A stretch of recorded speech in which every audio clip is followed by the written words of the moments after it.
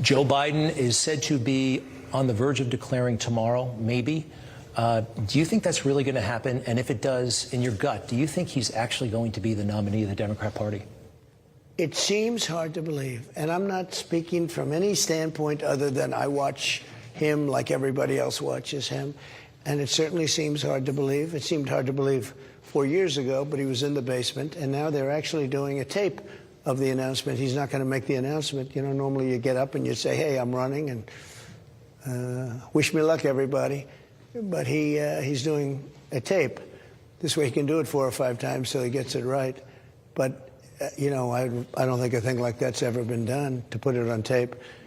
But it would seem to me that somewhere along the line something will happen. It's just, this country is in trouble. We're going to end up in World War III. They're talking nuclear weapons, and we have somebody that doesn't understand what's happening. We've got Ukraine and Russia fighting, and we're being dragged into it. It's going to be a disaster. And they're talking, again, nuclear all over the place. You have China with Taiwan, and they never talked this way when I was there. They knew they couldn't talk that way. And I spoke to President Xi. I got along with him great until COVID, and then I didn't really choose to get along so great. But President Xi of China, he never talked this way. And you never said there was zero chance that Ukraine and Russia would have been doing what they're doing right now. Zero chance that Russia would have gotten in. I also got along with Putin, and Putin would never have done this. This is shocking.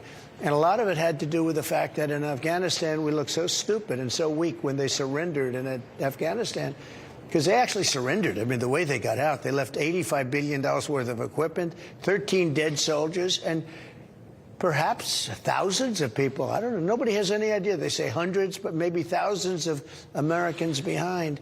Nobody's ever seen anything like that. I think it was the most embarrassing moment in the history of our country. Nobody's ever seen anything like that, Greg. And when Putin looks at that, and when all of them, President Xi, Kim Jong-un, when all of them, when they look at this, Iran, they see weakness, and they see, you know, they didn't think that was possible coming out of the United States of America. And it wasn't possible with me. I would have had us out, but I would have had us out with dignity.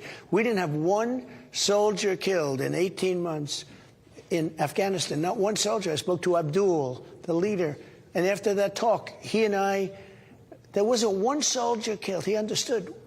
Not one. 18 months. And everybody confirms that, admits that, and can't even believe it. But to get out of Afghanistan the way we did, the most embarrassing moment, and I think that led to a lot of bad things.